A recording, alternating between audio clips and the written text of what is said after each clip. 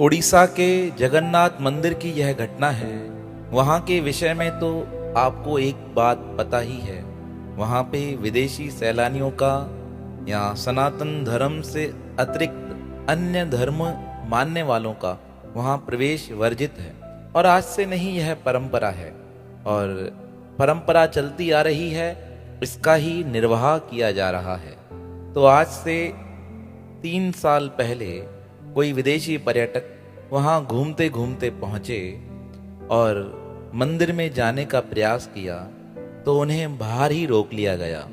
उनसे कहा गया, आप यहीं से भगवान श्री जगन्नाथ जी का दर्शन कीजिए। तो जो भगवान श्री जगन्नाथ जी का मंदिर है, उस मंदिर के अंदर ही एक बाहर के स्थान पर भगवान जगन्नाथ का श्री विग्रह स्थापित है। उसके दर्शन का भी वही लाभ उन्हें प्राप्त हो जाता है। वह विदेशी हमारे भारत की तो भाषा नहीं बोल सकता था, लेकिन जो गाइड उसे घुमा रहा था वह अंग्रेजी बोल सकता था। तो उस विदेशी पर्यटक ने कहा कि मैं अपने देश से यहाँ इसलिए आ पाया हूँ। एक रात्रि के समय मैं सो रहा था, अचानक से मेरी नींद खुली। मैं नींद में क्या देखता हूँ, एक विशालकाय व्यक्ति अपने दोनों हाथ खोलकर मुझे अपने पास बुला रहा है। मैं बहुत देर तक इस बात को समझ नहीं सका। धीरे धीरे एक माह व्यतीत हो गया, दूसरा महीना बीत गया, तीसरा चौथा महीना लगा। मैं अपने ऑफिस में गया। मेरे ऑफिस में कुछ भारतीय भी मेरे साथ कार्य करते हैं। मैंने उन भारतीयों के टेबल पर एक विग्रह देखा, एक मूर्ति देखी। उस मूर्ति को देखकर मैंने उनसे पूछा, यह कौन है? आपने किसकी मूर्ति रखी है? तो उन्होंने कहा, यह हमारे भगवान हैं, यह श्री जगन्नाथ जी हैं और उड़ीसा के पावन स्थान पर उनका बड़ा पुण्यमय मंदिर है। तो मैंने उनसे पूछा, यह उड़ीसा कहाँ पड़ता है? उन्होंने कहा, हमारे भारत में। तो मैंने उनसे कहा, मैं भारत अवश्य जाऊंगा। तब वह पूछने लगे, क्यों जाना चाहते हो? कहा, आज से 4 महीने पहले मैं रात्रि के समय सो रहा था। अचानक से इसी प्रकार, इसी रूप में कोई मेरे सामने आया और हाथ खोलकर खड़ा हो गया। मुझे ऐसा लगा वह मुझे अपने पास बुला रहे हैं, पर मैंने ध्यान नहीं दिया। पुनः 1 महीना बीता, फिर रात्रि के समय सो रहा था, फिर ऐसी आकृति मेरे सामने प्रकट हुई। इस प्रकार धीरे धीरे करते करते हर 10-15 दिन 20 दिन में मुझे वह आकृति दिखाई देती। मुझे डराती नहीं, पर मेरे मन में भय लगता, पता नहीं क्या हुआ है मेरे साथ। पर आज तुम्हारे टेबल पर यह चित्र देखकर मैं पूछने आया कि यह कौन है? तुमने बताया है तो मुझे विस्तार से इसका वर्णन करके बताओ। तब वह भक्त जो श्री जगन्नाथ भगवान को मानते थे, उन्होंने कहा, यह हमारे भगवान श्री जगन्नाथ जी हैं। उड़ीसा में मंदिर है, बहुत श्रद्धावान लोग इनका दर्शन करने जाते हैं। हमारे भारत में 4 क्षेत्र पुण्यमय माने जाते हैं। उन चारों में से एक पुरी है, जिसे जगन्नाथपुरी के नाम से जाना जाता है। पर भैया, आपसे एक बात कहें, आप मंदिर तक तो जा सकते हो, पर अंदर नहीं जा सकते, क्योंकि वहाँ का नियम है, वहाँ पे विदेशी सैलानियों का प्रवेश वर्जित है। पुराने समय से यह परंपरा चली आ रही है। तब मैंने उनसे कहा, भले मैं अंदर नहीं जा पाऊँ, पर मेरे मन की संतुष्टि के लिए, शांति के लिए मैं वहाँ तक जाना चाहता हूँ। और ऐसा कहकर मैंने भारत का टिकट लिया और मैं भारत घूमने आया। भारत उतरने पर मैं सर्वप्रथम दिल्ली उतरा। दिल्ली के अनेक स्थानों पर गया। वहाँ पर एक मंदिर में पहुँचा जो जगन्नाथ भगवान का मंदिर था। मैंने वहाँ दर्शन किया। बहुत सुंदर मुझे शांति का अनुभव हुआ, जिसका शब्दों में वर्णन नहीं कर सकता हूँ। उसके बाद मुझे बताया गया कि आप वृंदावन भी जा सकते हैं, वृंदावन जाकर दर्शन करके आइए। मैं वृंदावन पहुँचा, वहाँ भी मुझे दर्शन हुए और एक स्थान पर मुझे भगवान जगन्नाथ जी के इस प्रकार दर्शन हुए, हाथ खुले हुए। मैंने कहा यही जगन्नाथ मंदिर है, यही उड़ीसा है।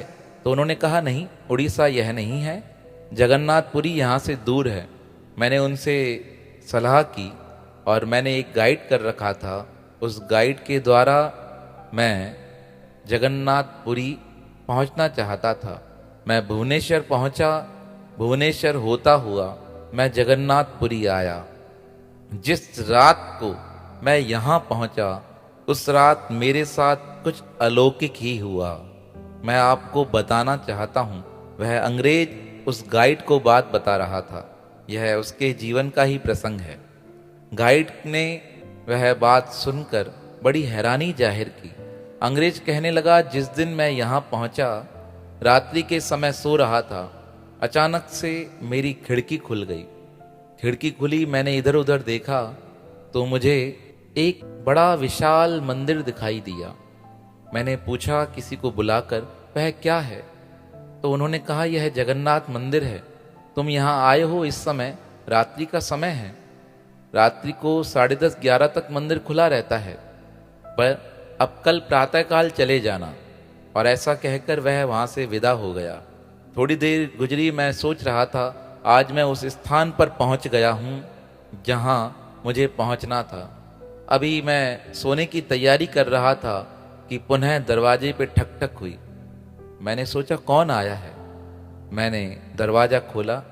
जैसे ही दरवाज़ा खोला, एक व्यक्ति अंदर आया और कहने लगा, तुम उस अमुक देश से आए हो? मैं तुमसे मिलने आया हूँ। मुझे पता है तुम दर्शन की इच्छा से यहाँ पे आए हो। वह व्यक्ति मेरे लिए अनजान था, ना मैं उसे जानता था ना वो मुझे जानता था, पर उसे मेरी सारी बातें पता थी। वह कहने लगा, कल प्रातःकाल तुम दर्शन करने जाओगे, तुम्हें अंदर तो नहीं जाने देंगे, पर जो बाहर ही श्री विग्रह है, सीढ़ियों के बाहर चढ़ते ही वहीं से भी तुम दर्शन करोगे, तुम्हें उसका समान फल मिलेगा। इसलिए ज़्यादा विचार मत करना। हाँ, जब प्रातःकाल ध्वजा चढ़ाई जाएगी तो तुम उसे देख सकते हो। वह ध्वजा तुम अपने कैमरा में रिकॉर्ड भी कर सकते हो, पर दूर से ही रिकॉर्ड होगी, चिंता मत करना। और इस प्रकार मैं उसकी बातें बड़े गौर से सुन रहा था। वह मुझे कहने लगा, एक बात और कहता हूँ, जाते जाते प्रसाद जरूर खा के जाना।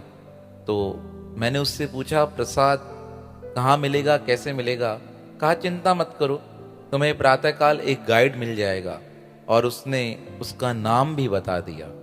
कहा, मैं बड़ा हैरान था, होटल में रुका हूँ, मुझे ना मैंने किसी से कुछ बात की है ना किसी से कुछ कहा है, अचानक से यह सब चीज़ें कैसी घटित हो रही हैं। तब गाइड ने पूछा, वह जो आया था वह अंग्रेजी में बात कर रहा था? कहा, हाँ, अंग्रेजी में बात कर रहा था, जिस भाषा को मैं जानता हूँ उसी भाषा में उसने बात की। कहा, इस प्रकार वह कहकर वहाँ से चला गया। मैं प्रातःकाल उठा और देखा तो बहुत सारी भीड़ थी और ये झंडा चढ़ाया जा रहा था। मैंने उसके कुछ चित्र और कुछ वीडियो कैप्चर की है। मैं सोचने लगा पता नहीं कौन मिलेगा मुझे यहाँ पर। कहा, जब इस प्रकार सोच रहा था उसी समय तुम आ गए और मैंने जैसे ही तुमसे पूछा तुम्हारा नाम क्या है, तुमने कहा मेरा नाम सुरेश उपाध्याय है। तो मुझे उस व्यक्ति की बात याद आ गई कल रात वाली। उसने मुझे पहले ही कहा था, तुम जाओ, तुम्हें इस नाम का व्यक्ति दर्शन करा देगा। जब सुरेश ने यह बात सुनी, उसके तो होश ही उड़ गए। जो गाइड था उसने यह बात कहा, मेरा तो दिमाग ही स्थिर हो गया। मैं उस अंग्रेज से बात करने लगा, ऐसा कैसे हो सकता है? एक रात पहले ही तुम्हें पता चल जाए कि मैं तुम्हारा गाइड हूं और तुम्हें यह दिखाने वाला हूं। अंग्रेज ने कहा, मुझे तो पता नहीं, अब बस मुझे वहां तक ले चलो, मुझे दर्शन करा दो और जो जो बात मुझे वह कहकर गया है उसे मुझे देखना है। सुरेश उसे मंदिर के नजदीक तक लेकर गया। उसके बाद जाना वर्जित था। उसने दूर से ही भगवान श्री जगन्नाथ जी के दर्शन किए और सुरेश से कहा, कि मुझे प्रसाद पाना है। अब सुरेश जी प्रसाद लेने गए। जो वहाँ का दाल भात होता है वह लाकर उस अंग्रेज को दिया गया। उस अंग्रेज ने कहा, इसे कैसे खाएंगे? तो सुरेश जी ने कहा, इसे हाथ से ही खाना पड़ता है। अब मटके का टूटा टुकड़ा और दाल भात उसमें डला हुआ वह खाने लगा। जैसे ही उसने दाल भात खाया वह कहने लगा, सुरेश जी मैं आपको बताता हूँ, आज से 6 महीने पहले जिस रात्रि को मैंने सर्वप्रथम उस आकृति का दर्शन किया था, उस आकृति को देखकर जब मैं अचानक से उठा, मुझे यही स्वाद मेरे मुख में प्राप्त हो रहा था। मैं बहुत हैरान होता था कि अचानक से मेरे मुख में क्या हुआ है, पर आज यह प्रसाद खाकर मुझे एहसास हो रहा है कि आपके जो भगवान श्री जगन्नाथ जी हैं वही मुझे यहाँ बुलाना चाहते थे, इसलिए उन्होंने मुझे यहाँ बुलाकर इस प्रकार प्रसाद ग्रहण कराया है। और उस अंग्रेज ने प्रसाद खाया और वह मुझसे कहने लगा, मुझे यहाँ के अन्य स्थान भी देखने हैं। मैंने उसे अन्य स्थान दिखाए और अंग्रेज ने कहा, मैंने भगवान के दर्शन कर लिए, प्रसाद पा लिया। उस रात्रि को मैं होटल में सोने गया। दूसरे दिन पुनः सुरेश जी मुझे मिलने आए और मैंने उनसे कहा, यहाँ पे कुछ मंदिर हैं क्या जहाँ पर भगवान श्री जगन्नाथ जी रात्रि के समय या प्रातःकाल के समय चक्कर लगाने जाते हैं? तब सुरेश जी ने पूछा, तुम्हें यह बात कैसे पता चली? कहा, रात को सो रहा था और नींद नहीं आ रही थी। कल जो व्यक्ति मेरे पास आए थे, मैंने उनके विषय में होटल से जानकारी ली। तब होटल वालों ने कैमरे तक देख लिए और कहने लगे, आपके कक्ष में तो कोई आया ही नहीं था, क्योंकि हमारी इस होटल का नियम है, बिना रिसेप्शन पे एंट्री कराए कोई भी किसी के मेहमान के कक्ष में नहीं जा सकता है। कहा, यह बात सुनकर मैं हैरान हो गया। मैंने देखा, मैंने गेट खोला है, पर सबसे बड़ा चमत्कार उस समय हुआ जब वो होटल वाले कैमरा देख रहे थे। उन्हें मेरा गेट खोलना तो दिखाई दिया, पर कक्ष में कौन आया यह दिखाई नहीं दिया। कहा, इस बात ने मेरा दिमाग और घुमा दिया है सुरेश जी, और रात्रि को सोते समय अचानक से मुझे मस्तिष्क में यह बातें आ रही हैं, यहाँ पे 3 मंदिर और हैं, उन्हें देखकर जाना, यहाँ 3 मंदिर और हैं, उन्हें देखकर जाना, मैं वहाँ जाता हूँ, मुझे वह मंदिर दिखाइए। सुरेश जी ने उस अंग्रेज को वह 3 मंदिर घुमाए और मंदिर घुमाने के बाद वह अंग्रेज वहाँ से निकलने लगा तो सुरेश जी के हाथ में कुछ पैसे देकर गया। कहा, भैया आपका धन्यवाद, जो आपने मुझे दर्शन कराकर कृतार्थ कर दिया। और अंग्रेज एक कॉपी में सुरेश जी को एक बात लिखकर देकर गया और उसने स्वयं भी इस बात का जिक्र किया कि मैंने अपने जीवन में जिस बात को देखा था उस बात को साक्षात पाया है, यह सिर्फ भगवान जगन्नाथ जी की कृपा है।